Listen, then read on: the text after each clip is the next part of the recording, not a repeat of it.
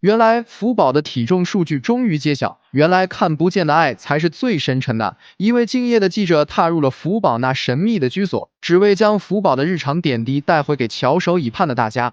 面对记者的连番提问，焦点自然离不开大家心头的那份牵挂：福宝是否还遭受着抽搐与发抖的困扰？然而，徐奶爸并未直接回应，而是温柔地继续照料着福宝。随后，记者的笔触转向了福宝的最新体重。这一次，徐奶爸给出了明确的答复。他严肃而认真地说，自回国后，福宝经历了发情假孕的波折，体重曾一度起伏，最高时攀升至106公斤，而今已稳定在104公斤左右，处于健康的标准范围。